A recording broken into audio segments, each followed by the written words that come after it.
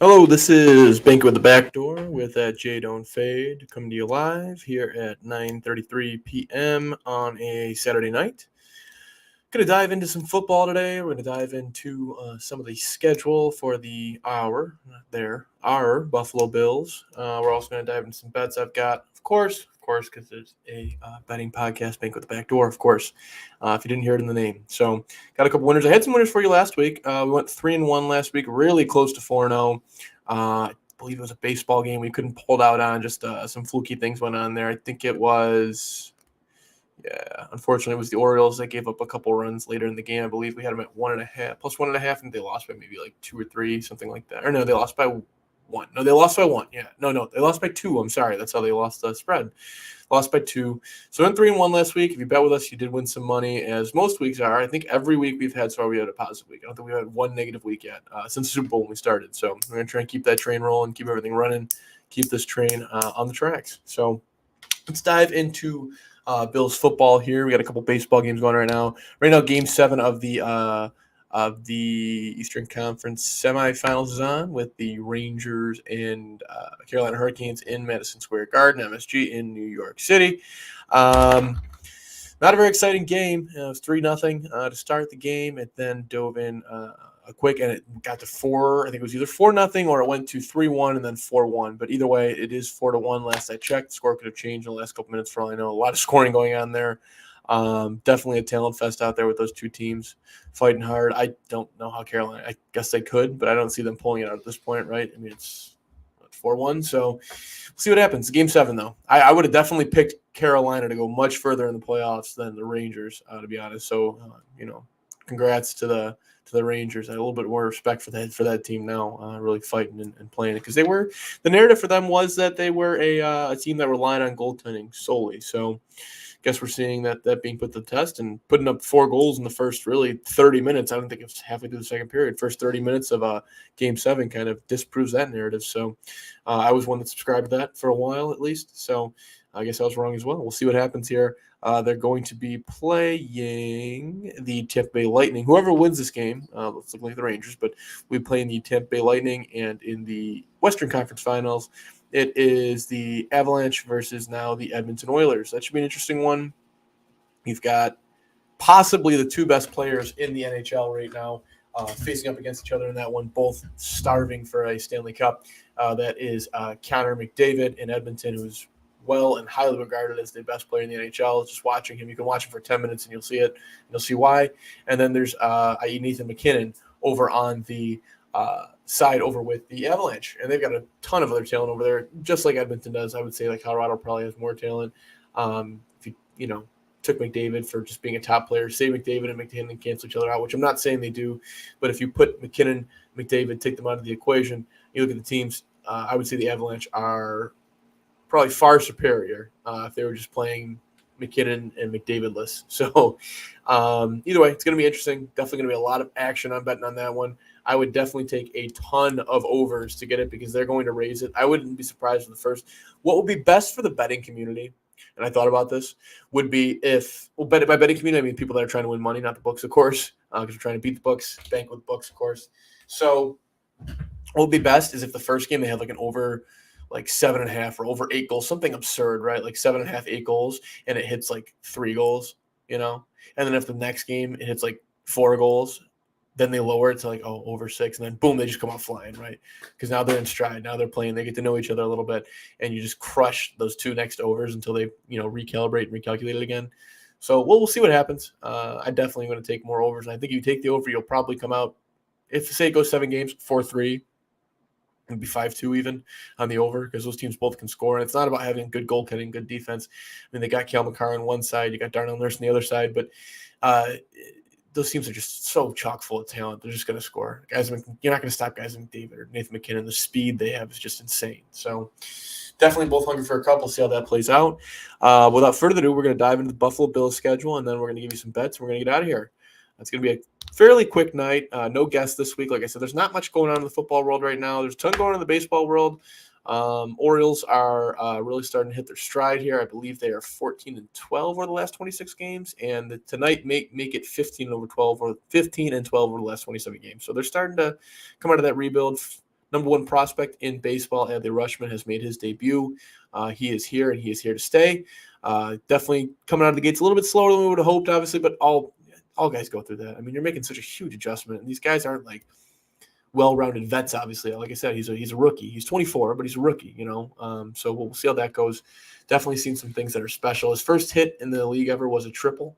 So I can't complain about that. Well, we like the homer, of course, but a triple's more special, especially since, number one, he's a catcher. He's also a switch-hitting catcher, which is very rare, like a unicorn. So we'll see how that goes. His defense is definitely superior to the rest of the league at best. So, of course, I'm excited for that, being an Orioles fan. Yankees are still, I believe, the best team in the league, so we'll see how that goes, unfortunately. Hopefully bad. But without further ado, into the Bills' schedule. Getting some predictions here. First game, Thursday Night Football, 8:20 p.m., September 8th. It's going to be the first game for us and the first game of the new league year. You're going to have the LA Rams, the Buffalo Bills at LA Rams in SoFi Stadium in beautiful Englewood, California. Multi-billion-dollar stadium, Glass Palace. We'll see how it goes. I think it's going to go well. I think the Bills are going to come out fire, and they're going to come out angry. They're on a mission. I've mentioned on other podcasts I've been on. If you listen to the league division predictions we did last year with at Justice and at Jake Jordan, we went over some of those with the predictions, and I mentioned they're on a mission. They're on a mission. It's not just some kind of corny, radical fandom take as a member of Bills Mafia and a member of the Bills fan base. I think they're on a mission. We've seen years where they got hurt and they came back hungry. When they mentioned it, every press conference they're in, Josh Allen mentioned it in every press conference that he's in, that there's a goal here. There's no more playoff caliber. It's championship caliber. It's been that way for a couple of years now. So I think they're starting to feel that weight, and I think this year they're going to do it. I think they're going to come out firing. We could possibly have the best game of the year in week one. Not only just week one, the first game of the year is the best game of the year. We'll see how it goes, right? LA Rams have definitely, had some losses there, but they've still got some really good talent there. They've got, in my opinion, possibly the best quarterback in the league in Jalen Ramsey. They've got the possibly best defensive player in the league and best pass rusher in the league in Aaron Donald.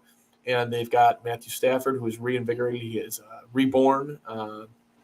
He's ready to go. Trying to run it back for another Super Bowl, I guess, right? What they don't have is Von Miller. We have Von Miller. And we made that addition. We made that signing I wouldn't say the middle of free agency, but it's a big deal, right? Definitely some sticker tag shock there. But after reading through the deal, of course, we've all had time to gather it and see what it's all truly about and what the real terms are and, the real money that's involved, the real time that's involved. And I think we can all agree it's a pretty fair deal. $17 million for the first couple of years. I think Von's one of those guys that can still produce. If he's giving you double-digit sacks for the next 3 years, you could say he gets his 10 sacks and, 10 or 11 tackles for loss, 14 tackles for loss, whatever, a couple passes defended, and a bunch of hurries for 3 years. I'll take that all day. $17 million in this league, in this economy, I'll take that all day. So happy with that. For that first game, I've got the Bills getting a dub, so we're at 1-0. I'm going to try and keep track of this as best as I can so I can make sure I got the right prediction at the end of the episode here. I got 1-0 thus far. Next game, Monday Night Football, home opener. We get Tennessee in our building. These games in primetime against Tennessee they don't feel like they always go so well, or games in Tennessee and just in general. They always give us a good fight. They're like that team that's not as good as us, but they just give us a good fight. I know they were the 1 seed last year, but that doesn't mean much to me. It really doesn't, and I don't think it means much to most people that were watching the games. So I've got the Bills getting the dub at home, and I don't think it's going to be close. I see something like 34-14 or 34-21. This is when the Bills are going to – if the Bills win in L.A. like I have – they're going to run roughshod through the league with this type of start here. Okay, people are going to be really excited. They already are excited, and the betting odds could really shift in the Super Bowl. So if you want to get any betting on the Bills Super Bowl, the time to do it is now. I think it's somewhere around +6 or +700, something like that. It's not too crazy, but you're still getting 6-1, 7-1 odds, whatnot. But yeah, I got a dub there for that second game as well. Let me go ahead and track this in here. Keeping track of this. We're at 2-0. Week 3, we are at the Miami Dolphins. Now, this game's going to be close. I'm going to tell you why it's going to be close. Miami feels the blowouts that we've been handing to them for the last, not the last however many years, since the existence and addition and drafting of Joshua Allen. Game's at 1 p.m. typical Bills-Dolphins game. It's going to be in Miami. It's going to be hot. It's week 3. It's probably still going to be somewhere near 90-ish degrees. A lot of humidity, guys. Boys are going to be sweating it up. I think it could be a close game for a while. If the Bills pull away in the third quarter, I do think it's going to be a close game for a while. The additions of Tyreek Hill. We'll see what happens with they've already got Jalen Waddle still, so that's 2 guys that you're going to have to defend there. Trey White's probably not going to be back by that time. So we're looking at probably at least a better passing attack in Miami. We'll see what happens. But like I said, I think the Bills pull away in the third quarter in that one. I'm going to try and kind of run through these, not give too much detail on each one, just because so many things could change. I mean, there could still be additions to free agency at this point. We're just getting into the voluntary workouts, I believe. So we've got plenty of time before even just camp starts. I mean, we've got months left before camp even starts. So I got that. That's 3-0 for the Buffalo Bills. Don't worry, there are losses on here. Or do worry, there are losses on here. Next game. And this is where it might get a little hairy, a little bit of disagreements and whatnot. October 2nd, week 4, 1 p.m., Ravens. Ravens going to be fighting like hell. They're getting a lot of disrespect this offseason. I could see this game going either way. I'm putting an L in the column. I'm sorry, guys. I got us at 3-1 with a loss to the Ravens. Lamar Jackson coming out with something to prove. People are not putting enough respect on his name after the MVP season he had just a few seasons ago. He lost Hollywood Brown. I think they're going to do it. They're going to come. They're going to run. They're going to pound the ball. It's not going to be a high-scoring game. We're going to struggle against that defense to an extent. We're still going to get some points, probably between 14 and then maybe even 20, but I'd say 14 and 17 points, and the Ravens win something 21-17. So our first loss this season. 3-1, though, I think we'd sign up for that. After that gauntlet you run, you've got the Rams, you've got the Titans, you've got the Dolphins in division, of course, and you've got the Ravens. I'll take 3-1 all day on that. Now, our next couple games, that can be a little strange as well. We have the Pittsburgh Steelers, and that's going to be in our building after that. So we come home after a rough loss, 1 p.m. start against the Pittsburgh Steelers in Week 5, October 9th. I've got to win there, and it's not going to be close. Mitch Trubisky's going to come back, and he will be the starter. Mitch Trubisky's going to come back and probably try and build some kind of narrative. Not that Mitch would, but they're going to try and build a narrative. He's going to come back. He's going to play. He was here last year. I think they could make it a little bit more important of a story than it probably really is. But it's going to be a blowout. I'm seeing like they're going to be pissed after that Ravens loss. 42-14, something crazy like that. Najee Harris will have his yards. He'll eat, but 42-14, it's not even going to be close. And at this point, this could be where the Steelers are looking at 2-3 or 1-4, something crazy like that, where they're maybe thinking about making a switch, or you see Kenny Pickett conversation starting. And I don't know if it's Mitch's fault. We'll see. It could be based on the defense and some of the subtraction they've had there, or just the offense trying to gel and get everything together and not having Big Ben for the first time in, 4-5 years. Sorry if I seem a little bit tired, guys. I had a long day at work today, so I'm going to try and keep it together here. But we are through Week 5 so far, almost a third of the way through the season. I've got us at 4-1. I'll take that. This is the big game of the schedule. If the first game's not the big game. Or there's a lot of big games, but this is one of the bigger games. And it is Buffalo Bills at Kansas City Chiefs, October 16th, the day after my wedding. I am getting married on the 15th, day after my wedding. 4:25 p.m., Week 6 at Arrowhead. 4:25 start, so it's on CBS. So it's going to be the game of the week, is my guess.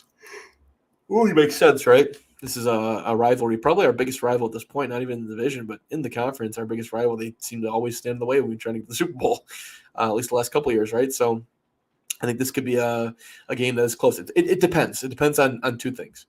It depends on if the Chiefs have found their identity yet without Tyreek Hill, or have stuck to their identity of just using Kelsey and Mahomes and supplementing Tyreek Hill's production somehow and still keeping that same identity, or if they haven't. And if they haven't, they could have a real ugly start to the season, guys. I mean, they don't have an easy schedule to start. It could be real ugly for them. I mean, they'd be coming in this game 2-3 realistically, and heading to 2-4 for this game. But I'll tell you what, regardless of what their record is, I got us going to 5-1 after this game, guys. We're gonna win this game, 5-1. Week 7, we get a much-needed rest. We ran a gauntlet in the first 6 weeks, guys. We had the Rams, the Titans, the Dolphins, Baltimore Ravens, led by Lamar Jackson, of course, Pittsburgh Steelers, and the Kansas City Chiefs. Okay? We needed this bye week. This bye week's relaxed. We're feeling good. We're 5-1. Super Bowl talk ensues. I don't know what the division looks like at this point. We only beat one division foe, so we only had run real true game of influence over the division standings, other than what the influence we had by winning our games, of course, and being we are in first place at 5-1. I don't need to go with the predictions of the other teams to know that 5-1 will get you first place when you beat a division foe in the first 6 weeks. So we're 5-1, week 7 bye week. Then we come out firing. We got Sunday Night Football, Buffalo Bills, Green Bay Packers in historic Highmark Stadium. Yeah, you thought I was going to say Lambeau, didn't you? Historic Highmark Stadium. And October 30th, that's a week after my birthday, day before Halloween, I believe. Sunday Night Football, 8:20 p.m. Chris Collinsworth is my guess, and I don't know if it's Al Michaels. I'm not sure. I have to look that up. I should have known that, but I'm going to look that up. Aaron Rodgers coming in. Packers stinking up the joint with no Davante Adams. I don't care what. I don't give a shit about Aaron Rodgers. Without Davante Adams, they're stinking up the joint. They're trying to find their identity. They're going to, at this point, they're going to Aaron Jones. They're going to A.J. Dillon. They're just trying to figure things out, and it's just not working out, right? They're using 2-back sets with a true running back in A.J. Dillon and a pass-catching, versatile, more modern running back in Aaron Jones, and they're just not getting it together, guys. They're trying to use Economy St. Brown and other guys that are not true number ones as number ones, and it just doesn't work out. Aaron Rodgers is frustrated. The locker room interviews, the cryptic talk is all began at this point. We're only in week 8, guys. This game is going to be run roughshod. Aaron Rodgers may come out and score a quick touchdown or two, and maybe it's interesting for a while up to half, and then after half, we are going to obliterate them after Sean McDermott, Leslie Frazier, and Ken Dorsey's second half adjustments. I've got another win there. We're at 6-1, boys and girls. 6-1. Now we get a break. This is where it starts to get fun. So that's I do want to take time to look at some of the theories that I've looked up. You look at this first 8 weeks, right? You've got the Rams, you've got the Titans, you've got the Dolphins, you've got the Ravens, the Steelers, the Chiefs, bye week, Packers. I'm going to give the rest of our schedule, and then I'll jump back into prediction. After this, we've got the Jets, Vikings, Browns, Lions, Patriots, Jets, Dolphins, Bears, Bengals, that's a big one, and Patriots again. Looking at that schedule, it's very clear that the first 8 weeks are much different than the ensuing 9 weeks. If we get to this point in the season and we are at 6-1, we should be jumping for joy. There's a good chance that we're going to go 16-1. There's a really good chance that we're going 14-3 and we're clinching that top seed. 14-3 gets you the top seed in this league and in this conference. I don't care how good it is. 14-3 is getting you that, especially when you beat the teams you need to beat. You've beat the Titans. You've beat the Chiefs. Let's see here. Well, you'd still have to play the Patriots, but you beat the guys. That last game is important too. I plan on trying to maybe make the trip down to Cincinnati. That game's really important. You win that game. If you win the games against the Bengals, the Ravens, the Chiefs, and the Titans, you've done your job to ensure what you can to get that first overall seed. Let's jump back into predictions here. Jets, week 9, 1 p.m. kickoff. It is in New York. That's a win. I'm not going to get much into that. The Jets have some promise and some things. I think they may start to tick up this year, but they're not beating the Buffalo Bills. I don't care where the game. You can put the game in, Alaska for all I care. They're not winning. Next game, we got 2 home games then. We've then got the Vikings, and then we got the Browns. Vikings game, I've got to win there. Could it be close? Yeah. Could it be entertaining? Yeah. It's a Fox game, of course, Vikings game. I think it may be fun to watch, but I don't think it's fairly close. I think we win by 14 points, maybe more. These are just teams, if you guys are noticing something, there's a lot of teams here that just aren't up to par and up to chub with the Buffalo Bills. It's hard to predict close games. I think it'd be close for a portion of the game because no team comes out every single game and just blows people out unless you're like the 08 or was it 08, 09 Patriots. Went undefeated and then lost in the Super Bowl to the New York Giants. But yeah, teams don't do that. It'll be close for a little while and then they pull away. And that's what the Buffalo Bills are going to do this year. I've got to win there against the Vikings. Get back and update our schedule. We are now at 8-1. I'd be so excited if we're 8-1. 8-1, another home game. This is going to be one of our tougher games over the course of those really 4 weeks because you have the Jets, the Vikings, then you have the Browns, then you have the Lions. Lions and Thanksgiving, which we're getting into next. I have the Browns. Now, this is the one that I don't know if I want to predict. I want to predict it, but I don't know if I can predict it. So if Deshaun Watson is playing at that point, even if he gets suspended, say he's suspended 8 games, right? Or like 9 games, something long, right? Maybe even 10 games. Say they give him a nice flat number, 10 games, right? He's coming back in week 11. If Deshaun Watson is coming to Buffalo, New York in week 11 for his first start, back since all the accusations and all the just all the nonsense that went on with everything that he was accused of and some of the proof that came out and just what people think he is and what he really may be. It's going to be a rough game for him. There's going to be a lot of signs, a lot of angry people, a lot of people yelling. Browns fans might even be yelling. This game is going to be ugly. I don't care if Deshaun Watson's going to be ugly for that reason. If not, it's going to be ugly because it's going to be Baker Mayfield. If it even is, if he agrees to play, or it's going to be someone even worse than that. God knows how that could be. We've got Case Keenum at this point, so he may play at that point. We'll see. But either way, I've got that game not even close. It puts us at 9-1.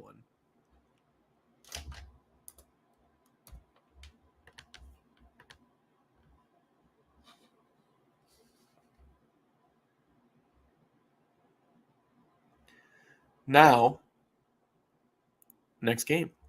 Lions, Thanksgiving. My screen's freezing up here. 12:30 kickoff, nice and early, right before the Thanksgiving dinner. It'll end leading right up to Thanksgiving dinner, so hopefully it's a happy dinner because I know a lot of people. I think Buffalo would probably have the lowest attended Thanksgiving dinners if the Bills lose because no one's going to want to sit around with in-laws and talk about the game and eat. After if we take a loss. But I think a lot of Bills fans will actually be there, myself included. I'm debating on making the trip. I just went to Detroit for the first time a couple weeks ago to watch the O's play, and that was a loss, sadly. But either way, not shitting on Detroit here, but Detroit ain't nothing special. Nothing to write home about. I really didn't like it. Not that I didn't like it, I just didn't love it. I don't know if I liked it either. Wasn't that fun? Yeah, there's just not much. It's like Buffalo, but it's like 100% more dead, and there's not much going on. But I've got the Bills winning that game on Thanksgiving handedly. It's going to be a fun atmosphere. It's going to be like a Bills home game. It's going to feel a lot like that Cowboys game a couple years ago, except we're going to obliterate them. So there's that part. But I've got it at 10-1 right now. Moving on. We have the Patriots. This is the first game. This is a Thursday football game. This is in New England. You're not going to want to hear this. I'm giving us a loss in this game. And I'll tell you why.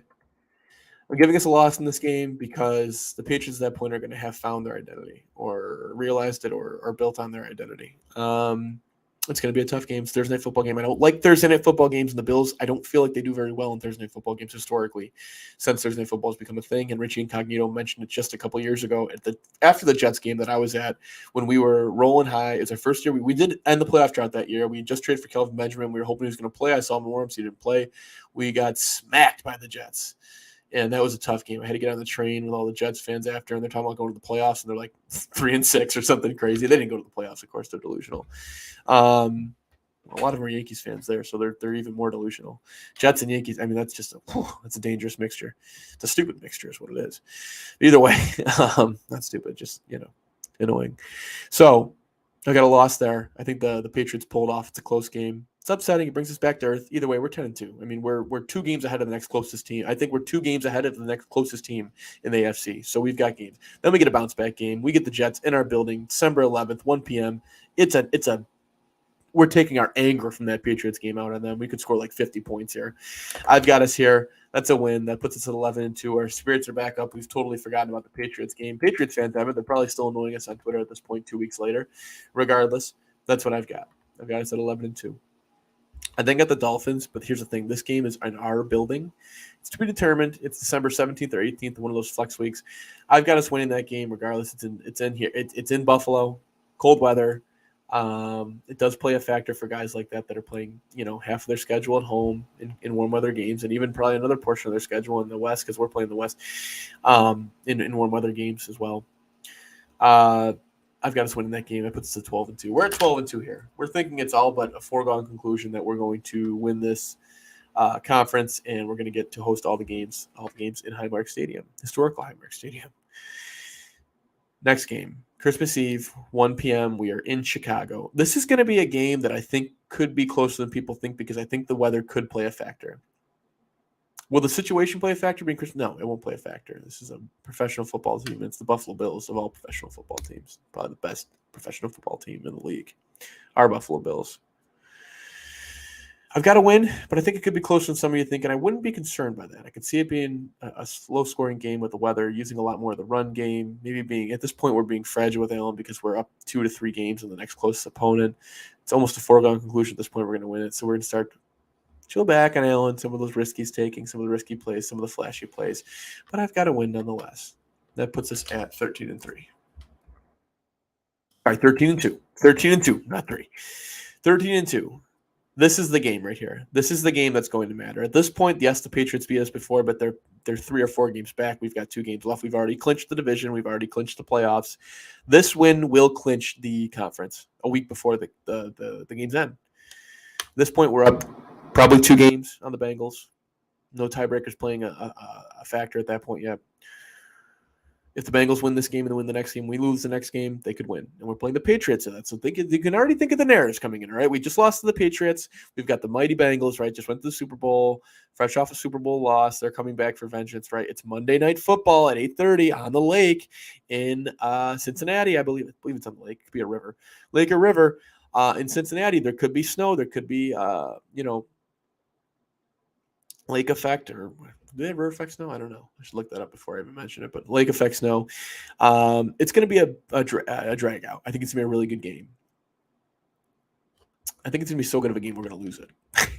That sucks to say. I know I wanted to be that game. I wanted to be at that game. I think we could lose that game. I really do. We're 13-3 at this point, though. The Bengals at this point are 12-4. They've got the tiebreaker at this point head-to-head for AFC. I think that's the tiebreaker for the championship. Don't quote me. I could be wrong on that, but I've got us there at 13-3. We need to win our next game, the Bengals, and I'm going to give you the Bengals last game just because for, circumstance sake. And if this is how this series break down, like exactly how I've done it, I want some credit. I want this video to go to viral.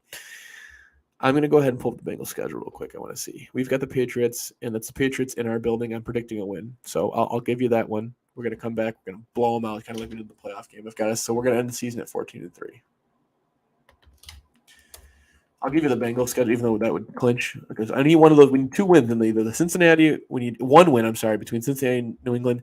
We're going to clinch in New England. People are going to be kind of worried, like, I don't know. People are going to say, the Patriots are going to win. The Bills aren't getting it. And then we're just going to come out guns blazing like we did in the playoff game, and we're just going to enjoy it at home, and we know that we're going to have 3 more games at home maybe it'd be 2. No, we'd have 2 more. We did the bye.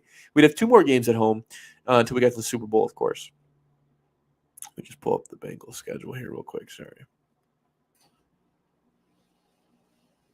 I think the Bengals may be the main threat to us, to be honest with you. So here we go. Bengals last game, and it's a good one. It is a very good one. They are hosting the Baltimore Ravens, who I think are going to be really close in that mix with them. They may be a game behind. They may have the lead at that point, so it may be an integral game for the Ravens as well, and that loss to the Ravens could hurt us too. I would have the Cincinnati Bengals probably losing that game because I really like the Ravens this year. They could sweep them, honestly. The Ravens play the Ravens the week after the Ravens play us in week 4, October 9th? Yes, because no. Yes, I'm sorry. That's right. Yes. And in that first week that the Bengals play the Ravens in week 5, they're coming off a long break because they had the Thursday night game against Miami and Bengals on Thursday night. I don't know if that sounds attractive, as it probably should. Either way, I think the Bills are 14-3, going to the playoffs. I think I can go to the Super Bowl this year. I can't justify any other prediction other than the Bills going to the Super Bowl this year. So I got to go to the Super Bowl this year. That's my prediction, 14-3. Lock it in. So take the over on that 11.5. Or no, was it 10.5? It was either 10.5 or 11.5 for the Bills over on wins. Take that over 11.5, please. I am. I'll give you my bets and we'll get out of here. 29 minutes in. I want to do 30 minutes. We're going to go slightly over, but either way. First bet for tomorrow. It's a lot of day games in baseball. If you don't know betting baseball or a big baseball fan, don't watch a lot of baseball. Sundays are always for the days, and then it ends with Sunday baseball, kind of like Sunday football, right? So the first game I got Cards at Brewers. I'm taking the Brewers in the money line. It's Corbin Burns versus Mike. It's either Mike or Miles. I always forget his name. Mike or Miles McCollis for the Cards. He's having an okay year, but Corbin Burns is an ace. I mean, he can throw some real gems. We saw that last year. Looked real good. Breakout year, in my opinion, last year, maybe even the year before, I guess you consider. But I like him this year. I think he's going to look really good, especially tomorrow. He's going to lock him down. This could be a really low-scoring game with those two. I mean, we could see something like 3-0 or 3-1, 2-1, something like that. I've got the Brewers in the money line. They are the favorite at -116. $50 should pay you out just roughly over $42. Next game, Jays and Angels. I got the Jays. They are the dogs. They've been the dogs in a lot of games, but they've got that kind of talent where they can just come out and like blow you out of the water any game. I know because they do it to my team often, sadly. So I've got the Jays and Angels. I got the Jays plus 102. It is Jose Berrios for the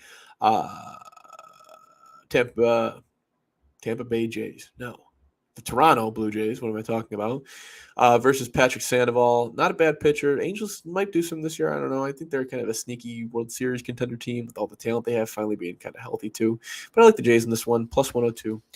Take them. $50 should pay it out just under 51 or just over $51. Next game, we've got Sunday Night Baseball. This is our last baseball game. We got a basketball pick too tomorrow for the Game 7, I believe, Celtics at Heat. But we've got Sunday Night Baseball, Phillies at Mets, classic rivalry. I've got the Phillies at plus 100 winning that game. I'm going with pitchers here, guys. You're not feeling. I'm rolling on the aces. We got a lot of aces going tomorrow. We got Zach Wheeler going for, which I don't know if he's technically their ace. They may consider Aaron Nola their ace. I like Zach Wheeler. I think they've got a couple good aces. They've got a pretty nice little rotation there. It's definitely missing some back-end talent, but their front-end talent is really elite. It's really good stuff. And Zach Wheeler and Aaron Nola. I got Zach Wheeler winning this one over Chris Bassett with the Mets. Could the Mets win it? You know, would I maybe silently root for them to win it, even though I have money on it because they have Buck Showalter, the former great Orioles manager? Yes, slightly I would. But I've got the Phillies at plus 100 winning that game. Could be a close one. Could be a good one. Going to be a good Sunday Night Baseball game. And then the last pick I've got before we end the show, I've got Celtics at Heat. I got the Heat plus 4, baby. Tease them. Kalo, Kyle Lowry, Jimmy Buckets.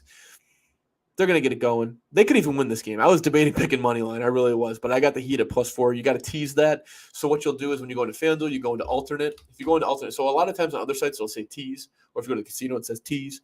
What you want to do is you want to go into alternate bucket line, I believe, or alternate point spread, alternate spread line. And you take the plus 4. It's at -160 right now. It's going to move, guys. I'm telling you, there's going to be a lot of money put in the Heat. It's going to move. It's going to be like -200. So get in there and get it at -160. $50 pays out just over $32 or just under 30. Same thing, right? Just over 32 or just under 33. Between 32 and $33. So you can make some money on that. No parlays this week. If you want to parlay all these picks, and that's what I suggest. If there's a week I have no parlays, you can try parlaying some of these picks together. I'm going to parlay all of them. I always do. I pick all my picks, and then I throw a little small parlay on it, $15-20, try and win back some cash. That means if I have a good night, I have a really good night, you know? So if I go 4-0, we really go 5-0, we make a boatload of money and a steak dinner. So that's what I got for this week, guys. We'll follow up on the picks. I will keep you updated on my picks tomorrow. If they're winning, not winning, whatnot. If I get another pick that I like midday, like something crazy, like someone to hit a home run or something like that, or a crazy parlay I do find, or even live betting, I'm going to start trying to get into when I have some more time, getting some more live betting going and really putting that out for you guys so you can get some money and we can win some money together. I'll get that out to you. But for now, I am at Jay Don't Fade. This is the Bank with the Backdoor podcast. We will see you next week. Go ahead and win some money. Go Bills.